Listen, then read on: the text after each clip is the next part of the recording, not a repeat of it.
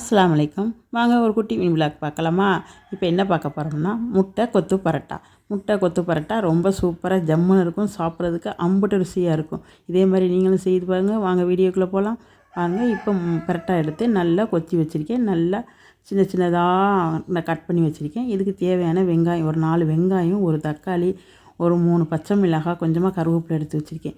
இப்போ ஒரு சட்டி அடுப்பில் வச்சு அதில் எண்ணெய் சேர்த்துக்குவோம். எண்ணெய் காயட்டும். இதுக்கு மாதிரி முட்டையை நம்ம நல்லா கொத்து முட்டையாக வச்சுக்குவோம். அப்போ தான் சேர்க்குறதுக்கு நல்லாயிருக்கும். இப்போ ஒரு சட்டி எடுத்து வச்சு எண்ணெய் சேர்த்துருக்கேன். அந்த எண்ணெயில் 2 முட்டையை உடச்சி ஊற்றி இதுக்கு தேவையான அளவு உப்பு சேர்த்துக்கிறோம். உப்பு சேர்த்து நல்லா கொத்து முட்டையாக நல்லா கிண்டி வச்சுக்கிறோம். கருவக்கூடாது, நிறம் மாறாமல் இருக்கணும் முட்டை, அப்போ தான் நல்லாயிருக்கும். இதில் உப்பு சேர்த்து நல்லா கிண்டிக்கிறோம். இதை நல்லா கிண்டி கொத்து முட்டையாக வச்சுக்கிறோம். நல்லா தூளாக வர்ற மாதிரி கிண்டி ஒரு பக்கம் வச்சுக்கிறோம். அது ஒரு பக்கம் இருக்கட்டும். இப்போ சட்டி காஞ்ச சட்டியில் நம்ம வெங்காயத்தை சேர்த்துக்கிறோம். இப்போ சட்டி காஞ்சிச்சு பாருங்கள். இப்போ இதில் வெங்காயத்தை சேர்த்து நல்லா வதக்கிக்கிறோம். நல்லா கண்ணாடி பதம் வரணும். நல்லா வெங்காயம் வதங்கணும். இப்போ பாருங்கள், எல்லா வெங்காயத்தையுமே சேர்த்தாச்சு. இப்போ இது எல்லாத்தையுமே நல்லா வதக்கிக்கிறோம். இப்போ இதில் கருவேப்பிலை சேர்த்துக்கலாம். கொஞ்சமாக கருவேப்பிலை ரொம்ப வாசமாக இருக்கும் இந்த முட்டை கொத்து பரோட்டாவுக்கு. அதனால் கருவேப்பிலை சேர்த்து நல்லா வதக்கிக்குவோம். இப்போ இதில் பச்சை மிளகா சேர்த்துக்குவோம். இப்போ ஒரு 3 பச்சை மிளகா எடுத்து சின்ன சின்னதாக கட் பண்ணி வச்சுருக்கேன். இந்த பச்சை மிளகாய் இதில் சேர்த்து நல்லா வதக்கிக்கிடலாம்.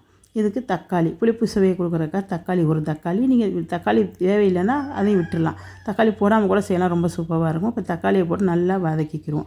இந்த வெங்காயத்துக்கு தேவையான அளவு உப்பு சேர்த்துக்குவோம். ஏன்னா முட்டையிலையும் உப்பு இருக்குது, பரோட்டாலையும் உப்பு இருக்குது. வெங்காயத்துக்கு மட்டும் உப்பு சேர்த்து நல்லா வதக்கிக்கிறோம். இப்போ இது நல்லா வதங்கணும்.